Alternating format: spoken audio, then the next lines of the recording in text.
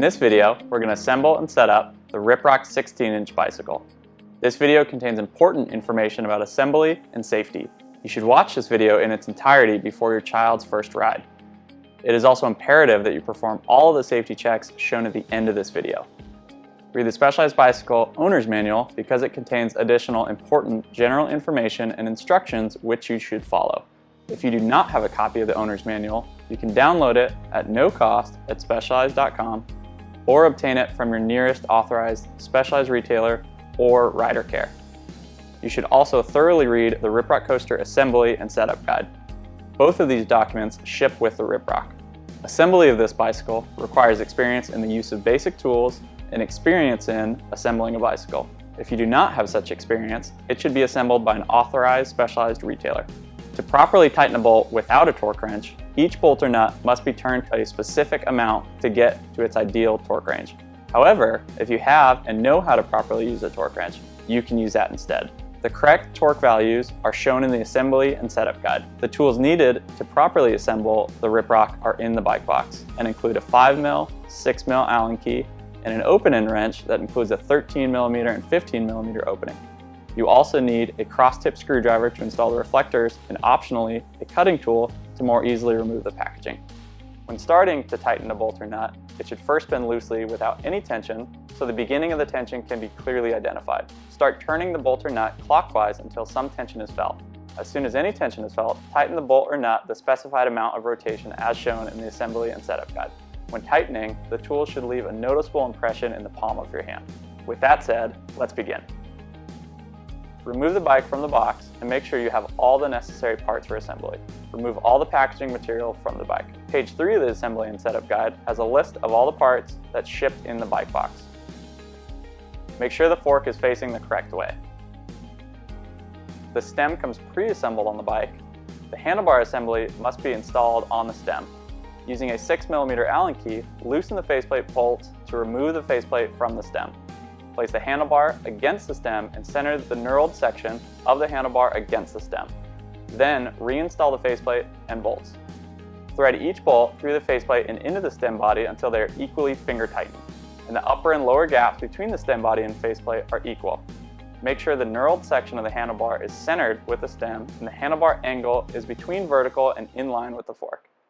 In an alternating cross pattern, tighten each faceplate bolt approximately a half turn. Then repeat the cross pattern to torque to 55 inch-pounds or 6.2 Newton-meters, which translate to approximately 1/8 of a turn. After the front wheel is installed, double check to make sure the stem is aligned with the front tire. Locate the rotation indicator on the tire and orient it so the arrow is pointing forward. Loosen the front wheel axle nuts, then insert the front wheel axle ends into the fork dropouts and make sure the axle is fully and equally seated. Engage the wheel retention washers, then tighten the wheel axle nuts approximately 3/8 of a turn past the point where you start feeling tension. Hold the front end of the bike up. The wheel should be centered within the fork crown, rotate freely and not wobble. Remove the seat post and saddle assembly from its packaging and insert it into the seat tube with the narrow end of the saddle pointing forwards to the front of the bike. Set the saddle height at a position that you feel is the correct height for your child. Tighten the seat collar approximately 1¼ to 1½ turns past the point where you start feeling tension. Now check the height of the saddle by having your child sit on the saddle. While there is an acceptable range of saddle height, the ideal position to maximize control is the height at which the balls of both feet can touch the ground while the child is seated on the bike. Experiment with the saddle height until you find the position that works best for your child. Once the correct height is determined, double check the alignment of the saddle with the center line of the bike. Then, make sure the minimum insertion line is not visible. Then, double check the seat collar bolt torque. Grab the pedals and locate the L on the left pedal and the R on the right pedal. The left and right pedals have opposite threads. Insert the left pedal into the left crank arm and use the 15mm end of the provided wrench to secure the pedal in place. The pedals should thread in easily. Tighten the pedals 1/16 of a turn past the point where you start feeling tension. Repeat these steps for the right pedal in the right crank arm. Using a Phillips screwdriver, install the front white reflector on the handlebar and the rear red reflector on the seat post.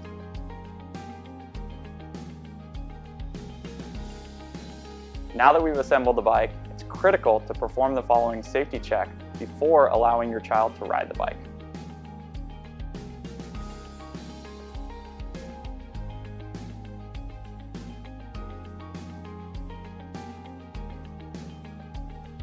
Ensure the seat post, stem, handlebar, and wheels are properly tightened. You can check the tightness of the handlebar, stem, and seat post by securing the bicycle between your legs and trying to forcefully twist the handlebars and saddle, and forcibly push and pull the handlebar forward and backward. It should take a significant amount of force. Either moves easily, realign the part, increase the bolt tension, and try again. Repeat is necessary until there is no movement. Confirm that the secondary retention devices are securely engaged in the fork's dropout holes and the axle nuts are tight. Next, make sure the saddle height is correct, the minimum insertion line isn't visible, it's properly aligned with the frame, and the bolt is properly tightened. Next, ensure the coaster brake functions correctly. Next, ensure the stem and handlebar are properly aligned and the bolts are properly tightened. This concludes assembly and setup of the 16-inch Riprock. If you have any questions or concerns, contact your nearest specialized authorized retailer or rider care. More information can also be found at specialized.com. Thank you.